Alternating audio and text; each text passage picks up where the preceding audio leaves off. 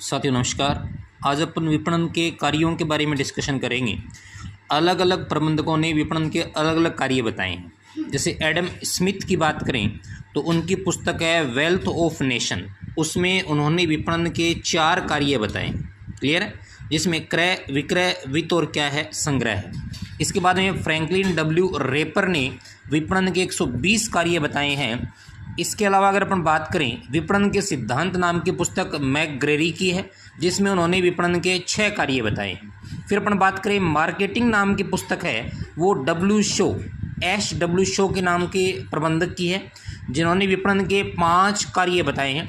कार्यों की संख्या ही सामान्यतः पेपर में पूछी जाती है, फिर भी मैं बता देता हूँ। जोखिम उठाना, माल भेजना, वित्त का प्रबंधन करना, इसके अलावा विक्रय, एकत्रितकरण, ये काम है वो इसके अंतर्गत शामिल किए गए। तो ये 5 कार्य इनके द्वारा बताए गए हैं। इसके अलावा बात करूं तो कन्वर्स, ह्यूजी और मिचेल के द्वारा विपणन के 9 कार्य बताए गए। क्लियर है?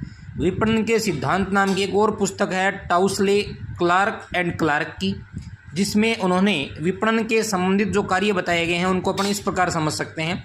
एक तो विनिमय के कार्य हैं, दूसरे हैं भौतिक पूर्ति से संबंधित कार्य हैं, तीसरे है सुख सुविधा प्रदान करने वाले कार्य हैं। तो जो विनिमय संबंधी कार्य हैं उनमें कार्य शामिल किए जाते हैं विपणन व संकलन का।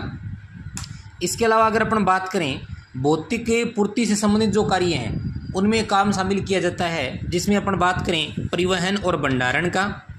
और इसके अलावा अगर अपन बात करें तो अपन को ये ध्यान रखना है कि सुख सुविधा प्रदान करने से संबंधित, यानी सुविधा प्रदान करने से संबंधित जो कार्य हैं उनमें अपन शामिल करते हैं वित्त को, जोखिम उठाने को, और बाजार सूचनाएं और प्रमाणीकरण से संबंधित कार्यों को शामिल किया जाता है।